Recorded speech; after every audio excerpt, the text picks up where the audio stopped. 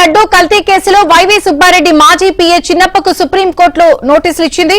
లడ్డూ కల్తీ వ్యవహారంలో సుప్రీంకోర్టు చెప్పిన వాళ్లను కాకుండా మరొకరిని సిట్లో నియమించారని హైకోర్టులో చిన్నప్ప పిటిషన్ వేశారు. అయితే జులైలో చిన్నప్పకు అనుకూలంగా ఏపీ హైకోర్టు తీర్పిచ్చింది. ఏపీ హైకోర్టు తీర్పును సీబీఐ సుప్రీంలో సవాల్ చేయడంతో హైకోర్టు ఆదేశాలపై ధర్మాసనం స్టే ఇచ్చింది.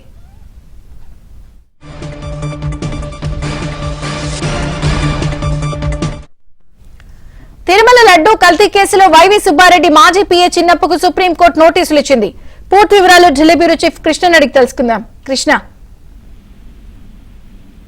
విజయ్ చంద్రిక గతంలో అంటే జూలై 11వ తేదీన హైకోర్టు కొన్ని కీలక ఆదేశాలు ఇచ్చింది. తిరుమల లడ్డూ వివాదం పైన ఏదైతే లడ్డూ నెయ్యి వ్యవహారంలో దర్యాప్తు స్వతంత్రంగా నిష్పక్షపాతంగా కొనసాగాలి, సుప్రీంకోర్టు ఏర్పాటు చేసినటువంటి సిట్ను హైకోర్టు ఆదేశించింది. ఈ కేసులో ఏదైతే అమూల్యమైనటువంటి లడ్డూ ప్రసాదం పవిత్రత పైన ఏర్పడినటువంటి వివాదంపై జరుగుతున్నటువంటి దర్యాప్తు కాబట్టి సుప్రీంకోర్టు ఆదేశాలకు కట్టుబడి దర్యాప్తు జరగాల్సిందని హైకోర్టు స్పష్టం చేస్తూ ఈ దర్యాప్తును సిబిఐ డైరెక్టర్ పర్యవేక్షించాలి.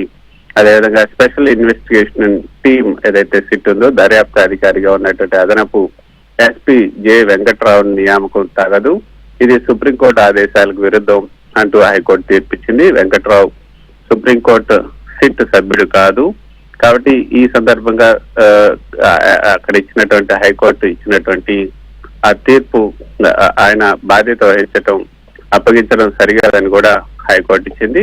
అయితే దీనికి సంబంధించే ఈ రోజు సుప్రీంకోర్టులో కీలకమైనటువంటి పరిణామం జరిగింది. తిరుమల లడ్డూ కల్తీ వ్యవహారంలో వైసీపీ రాజ్యసభ సభ్యుడు అయినటువంటి వైవి సుబ్బారెడ్డి మాజీ పీఏ చిన్నప్పకు సుప్రీంకోర్టులో ఎదురు దెబ్బ తగిలింది. చిన్నప్పకు నోటీసులు జారీ చేసింది ప్రధాన న్యాయమూర్తి జస్టిస్ బిఆర్ గవాయ్ నేతృత్వంలోని త్రిసభ్య ధర్మాసనం.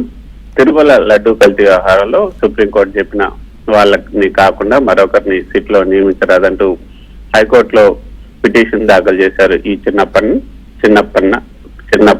అప్పన్న. సుప్రీంకోర్టు ఇచ్చినటువంటి మార్గదర్శకాలకు విరుద్ధంగా ఈ యొక్క సిట్ లో లేని వ్యక్తి విచారణకు హాజరు కావాలని తనకు నోటీసులు ఇస్తున్నారంటూ హైకోర్టులో సుబ్బారెడ్డి మాజీ పిఏ చెప్పడం జరిగింది. ఈ ఏడాది జూలై 10న చిన్నప్పన్నకు అనుకూలంగా రాష్ట్ర హైకోర్టు సింగిల్ జడ్జి తీర్పిచ్చింది. సింగిల్ జడ్జి ఇచ్చినటువంటి ఉత్తర్వులను సుప్రీంకోర్టులో సిబిఐ సవాల్ చేసింది. దీనిపైనే ఈ రోజు విచారణ జరిగింది.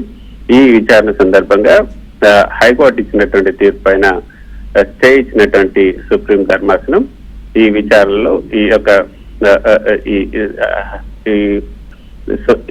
సుబ్బారెడ్డి పిఏ మాజీ పిఏకి నోటీసులు కూడా జారీ చేసింది. హైకోర్టు ఇచ్చినటువంటి తీర్పు పైన స్టే ఇస్తూ ఈ యొక్క చిన్నప్పన్నకు నోటీసులు జారీ చేయడం జరిగింది. Thank you Krishna.